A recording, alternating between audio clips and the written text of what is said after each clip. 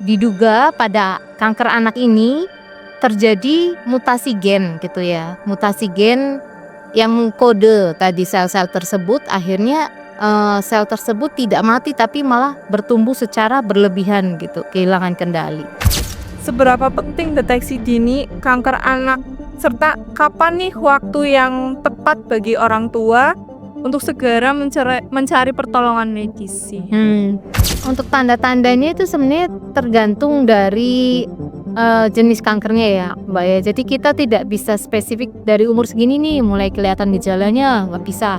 Bahkan ada yang didapatkan begitu lahir, ya. Ada yang selama, lahir jadi saya dapat kasus juga kemarin ada baru-baru ini, itu baru berusia 1 bulan malahan ya, tapi sudah ketahuannya memang dari beberapa hari setelah kelahiran gitu. Bahkan ada yang terdeteksi dari kehamilan juga ada gitu. Jadi memang, tergantung jenisnya dan bisa menyerang range usia berapapun sih sebenarnya. Baik dok, berarti benar-benar bisa kelihatan dari waktu kehamilan dan gejala-gejala itu juga nggak bisa ditentukan dari sekian umur sekian ya dok ya? Iya. Oke.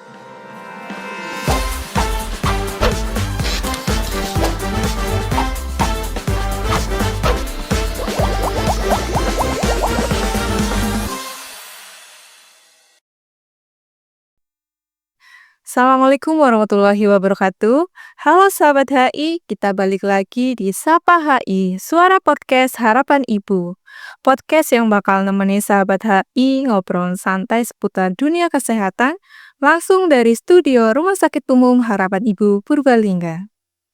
Gimana kabarnya sahabat HI? Semoga sehat selalu ya dan tetap semangat menjalani hari. Nah, sahabat HI, di bulan Februari ini kita memperingati Hari Kanker Anak Sedunia 2026 yang diperingati setiap tanggal 15 Februari dan ini menjadi momentum penting untuk peningkatan kesadaran kita semua bahwa kanker tidak hanya menyerang pada orang dewasa, tentunya juga pada anak-anak. Hari Kanker Sedunia ini hadir untuk mengajak kita lebih peduli, lebih waspada, dan lebih berani melakukan deteksi dini. Sekaligus memberikan dukungan penuh serta harapan bagi anak-anak pejuang kanker dan tentunya untuk para keluarga. Dan tentu saja, Rumah Sakit Umum Harapan Ibu Purbalingga berkomitmen penuh dalam mendukung kesehatan anak melalui pelayanan klinik anak Rumah Sakit Umum Harapan Ibu Purbalingga. Tentunya dengan tenaga medis yang profesional, pelayanannya ramah, dan penuh empati. Nah, sahabat HI, di episode kali ini kita akan mengobrol bareng bersama narasumber yang tentunya luar biasa dan berkompeten di bidang kesehatan anak. Beliau akan membantu kita lebih dalam tentang kanker anak ini, mulai dari pengertian, tanda-tanda awal, dan tentu hingga harapan kesembuhan. Tanpa berlama-lama, mari kita sambut dokter spesialis anak Rumah Sakit Umum Harapan Ibu Purbalingga, yaitu Dr. Fani Listiono. Halo, selamat siang dokter. Apa kabar hari ini? Halo, selamat siang Mbak Meli. Ya, luar biasa sehat. Terima kasih. Alhamdulillah. Baik, senang sekali ya bisa bertemu dengan Dokter Fani di kesempatan kali ini. Bisa disapa dulu dok buat sahabat HI yang sedang menyaksikan podcast ini. Halo Ayah Bunda, Sobat HI sekalian, saya Dr. Fani, SPA, dokter spesialis anak di RS Harapan Ibu Purbalingga. Salam kenal. Oke, beliau adalah Dokter Fani ya, sahabat HI. Dan ini dok, sebelum kita masuk ke jenjang yang lebih dalam, kita buat warming up dulu nih dok. Aja sahabat HI untuk mengenal dulu tentang kanker pada anak. Karena ya dok ya, masih banyak orang yang berpikir bahwa anak-anak jarang mengalami penyakit serius. Pada faktanya tidak sedemikian ya dok ya. Boleh dijelaskan dulu dok, apa yang dimaksud kanker pada anak ini dan bagaimana proses terjadinya kanker pada anak dan tentunya itu gejalanya seperti apa. Boleh dok, silakan. Oke, benar sekali ya Mbak Meli ya. Mungkin Ayah Bunda sekalian ini masih, kita semua rata-rata ini kurang familiar dengan kanker pada anak ya. Kita mungkin lebih dekat dengan penyakit-penyakit yang pada umumnya sering kita tahu kayak TBC gitu ya atau demam berdarah ya. Padahal sebenarnya kanker pada anak ini cukup besar insidensinya ya. Terutama di dunia itu bisa sekitar 400.000 anak ya per tahunnya yang mengalami kanker anak ya. Range antara usia 0 sampai 19 tahun. Dan di Indonesia sendiri itu bisa 11.000 kasus yang baru per tahunnya gitu ya. Akibat kanker darah ini, kanker pada anak ini ya. Nah, kadang kita bertanya-tanya kanker itu apa sih, Dok? Gitu ya. Nah, kanker itu sendiri adalah suatu penyakit keganasan yang terjadi akibat salah satu sel atau sekelompok sel itu mengalami pertumbuhan atau perkembangan yang di luar kendali. Jadi dia bertumbuh secara luar biasa gitu ya. Akhirnya semakin berkembang, terjadi berkelompok, akhirnya bisa membesar gitu ya. Seperti itu ya. Kemudian kalau kita tahu kan sebenarnya setiap sel ini kan ada yang mengatur ya gitu ya. Ada namanya gen pengatur sel. Nah, seharusnya gen ini akan mengatur bagaimana proses suatu sel itu bertumbuh, kemudian berkembang, sampai akhirnya sel itu mengalami kematian. Nah, diduga pada kanker anak ini terjadi mutasi gen gitu ya. Mutasi gen yang mengkode tadi sel-sel tersebut akhirnya sel tersebut tidak mati tapi malah bertumbuh secara berlebihan gitu, kehilangan kendali. Nah, kalau bicara mengenai penyebabnya sih memang sampai saat ini masih belum bisa diketahui dengan pasti ya. Salah satunya berhubungan dengan potensi genetik tadi ya, mutasi genetik atau potensi genetik. Oke, baik Dok. Ini penjelasan tadi ya dari dokter ini kan tentunya sangat penting khususnya bagi ayah bunda dan ya ini benar-benar harus diperhatikan ya untuk ayah bunda, untuk anak-anaknya dan lebih ke waspada ataupun pemantauan sejak dini. Nah Dok, dari jenis kanker itu kan banyak ya Dok ya. Ada yang ditemui pada anak-anak lah. Khususnya untuk orang tua biar lebih waspada. Itu gimana Dok? Benar sekali ya, memang salah satu program pemerintah saat ini ya adalah pengenalan atau deteksi dini kanker pada anak yang sudah mulai diterapkan ya. Agar kita para orang tua, ayah bunda sekalian ini waspada. Kondisi seperti apa sih, gejala seperti apa sih yang kira-kira membuat anak kita mengarah ke kanker gitu ya. Jadi memang sebenarnya gejalanya itu tergantung satu ya Mbak, tergantung dari jenis kanker dan lokasi itu kanker itu sendiri sebenarnya gitu. Tapi secara umum, secara gambaran umum kita bisa memperkirakan lah. Kira-kira kalau misalnya ada gejala-gejala seperti demam berkepanjangan gitu ya, satu demam berkepanjangan yang tidak jelas penyebabnya nih gitu ya. Sudah berobat berulang kali, sebulan sekali pasti sakit tanpa sebab yang jelas gitu ya. Kita boleh curiga apakah salah satunya penyebabnya kanker. Yang pertama itu, yang kedua misalkan ada benjolan atau pembengkakan di suatu tempat gitu ya, yang semakin besar dan bahkan kadang tidak nyeri gitu ya. Kita juga sudah curiga ke arah sana gitu ya. Kemudian yang ketiga, anak itu akan tampak mudah lelah, pucat gitu ya. Kadang bisa juga muncul disertai ada perdarahan kulit ya, yang kita sebut peteki gitu ya, atau memar-memar gitu ya. Kadang orang tua, "Dok ini kok suka biru-biru di kaki, di kulitnya," gitu ya, itu juga. Terus yang keempat yang masih sangat sering terjadi juga nyeri sendi, ya gitu ya. Jadi kita tidak boleh mengabaikan juga kadang anak-anak mulus nyeri sendi, sakit sendinya, nah itu bisa salah satu gejala dari kanker anak. Ya, nah. Berarti dari beberapa jenis yang khususnya untuk anak-anak ini kan kalau dibandingkan dengan orang dewasa tentunya kan beda ya Dok ya. Perbedaannya lebih spesifik nih Dok pada anak dengan kanker khususnya pada orang dewasa. Oh, iya betul Mbak Melia. Jadi kita harus ingat bahwa anak-anak itu bukan orang dewasa yang mengecil ya. Jadi anak-anak memiliki karakteristik sendiri. Jadi pasti untuk, kanker pada anak juga memiliki perbedaan dengan orang dewasa ya.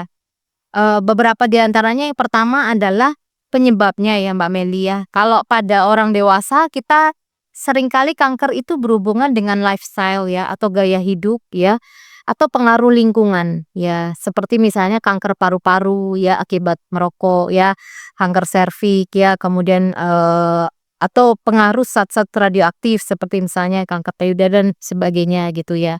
Tapi kalau pada anak-anak sebagian besar itu penyebabnya adalah karena tadi ya potensi genetik gitu ya, kemudian mutasi gen gitu ya, dan beberapa di antaranya karena virus. Dan itu biasanya bisa terjadi bahkan selama proses kehamilan atau perkembangan si anak itu sendiri gitu ya. Terus yang kedua perbedaannya dengan kanker dewasa itu juga, secara lokasi ya mungkin ya. Kalau kanker dewasa itu lebih sering, organ per organ gitu ya, misalnya kanker paru tadi, kanker payudara gitu ya. Kalau anak-anak, bisa semuanya, ada banyak sekali gitu jenisnya ya, Oke Dok, ini kan dari jenis terus juga perbedaannya ya, tentunya sangat, perlu diperhatikan lah khususnya. Nah sekarang ini topik yang penting nih Dok ya, tentunya terkait tanda-tanda dan tantangan dalam mendeteksi kanker anak sejak dini. Karena ini menjadi hal yang perlu kita pahami bersama tentunya bagi ayah dan bunda. Dok, mengenai gejala dan tanda awal kanker pada anak nih ya Dok ya. Seringkali kan kita nggak sadar atau orang tua terabaikan terkait gejala itu, apalagi kalau terkait faktor genetik itu seberapa persen, apakah itu dari orang tua, misalkan ayah dan bunda, dari mereka ada yang punya faktor kanker, apakah itu bisa dengan keturunan anaknya itu berapa persen kira-kira dia memiliki riwayat? Hmm. Untuk persentasenya sebenarnya tidak ada persentase yang pasti sih ya Mbak Meli ya. Tetapi kalau misalnya ada kerabat dekat ya, kerabat dekatnya memiliki riwayat kanker pasti, secara potensial untuk mengalami kanker anaknya lebih besar. Tapi untuk insidensinya secara pasti tidak direalkan berapa persennya gitu ya. Dan kembali lagi tergantung jenis kankernya itu sendiri ya. Karena beberapa seperti yang saya bilang tadi ada beberapa kanker anak yang penyebabnya memang virus gitu ya. Jadi kayak Epstein-Barr virus, HPV gitu ya. Kemudian terkait tadi ya mungkin tanda-tanda ya, tanda-tanda dini gitu ya, karena ini bicara deteksi dini, mungkin, ayah bunda sobat HI sekalian gitu, mungkin kalau misalkan mendapati tanda-tanda yang tadi mungkin saya sudah sebutkan, demam berkepanjangan yang pertama ya, tanpa sebab yang jelas. Kemudian 2, ada benjolan gitu ya, di anggota tubuh atau pembengkakan ya, yang membesar, progresif gitu ya. Kemudian 3, ada kelelahan, anaknya tampak pucat gitu ya, kadang disertai dengan perdarahan kulit yang dari perteki atau memar ya. Kemudian yang keempat bisa disertai nyeri sendi gitu ya. Nah kita sebagai orang tua gitu ya, boleh mulai merasa curiga gitu dan kita bisa memeriksakan anak kita gitu ya ke fasilitas terdekat gitu untuk mendapatkan, eee, tata laksana lebih lanjut. Oke, siap Dok. Eee, terkait penjelasan dokter tadi ini kan berarti seringkali nih Dok, orang tua atau anaknya hanya sakit biasa, terus kadang kelelahan ya.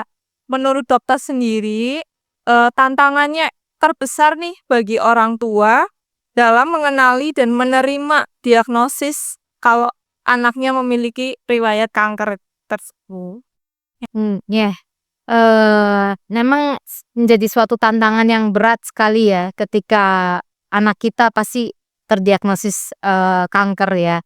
Memang bukan yang mudah buat ayah bunda sekalian ya, tantangannya banyak. Yang pertama itu biasanya pasti penerimaan ya. Banyak kali saya dapat kasus yang pertama itu denial dari orang tuanya gitu ya, atau penolakan atau seperti tidak percaya, "Masa anak saya kena kanker?" Gitu ya.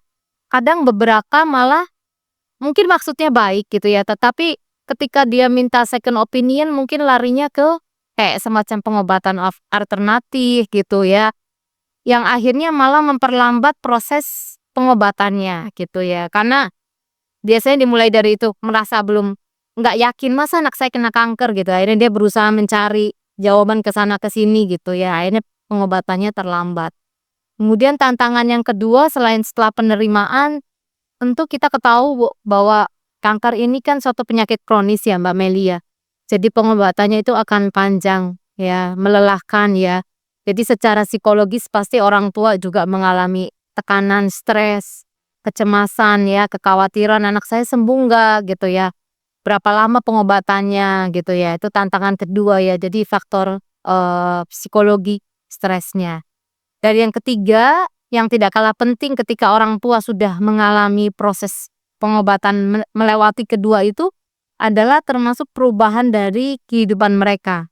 Ya, yang saya lihat selama ini. Jadi seperti ketika menjalani pengobatan kemoterapi, beberapa di antara orang tua itu akhirnya ada yang keluar dari pekerjaan gitu ya, karena kan harus full timer atau fokus ngurus anak. Jadi itu kembali lagi ke perubahan yang sehari-hari dia bekerja, terus kemudian secara finansial juga yang biasanya ibunya bekerja tidak bekerja ngurus, akhirnya finansial keluarga terganggu. Jadi tantangannya banyak sekali gitu.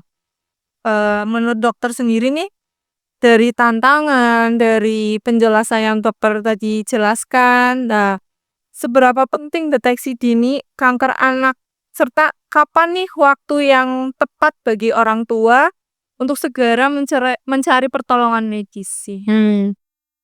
Ya, jadi seberapa penting, deteksi dini ini pasti sangat penting sekali ya Bunda ya, karena seperti kita ketahui semakin cepat diketahui maka akan semakin cepat pula dimulai pengobatan, dan semakin cepat pengobatan pasti akan didapatkan outcome yang lebih baik.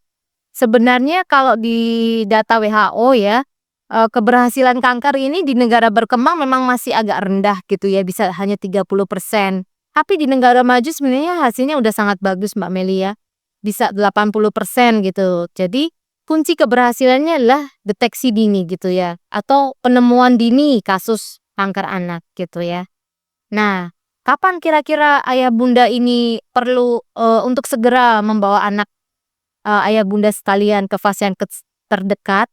Itu adalah ketika tadi ya, mungkin gejala 4 tadi ya, 4 tadi ya, demam berkepanjangan, benjolan atau pembengkakan di tempat, tubuh ya, kemudian ada mudah lelah, pucat, ada perdarahan, dan ada pembengkakan sendi. Mungkin kalau di antara itu ada gejala dari anak ayah bunda sekalian, jangan ragu untuk segera memeriksakan.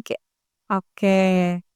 Wah, ini sahabat HI, dari penjelasan dokter tadi kita makin sadar dan bahwa kanker anak bukan tanpa harapan, terutama jika dapat ditangani dengan tepat tentunya.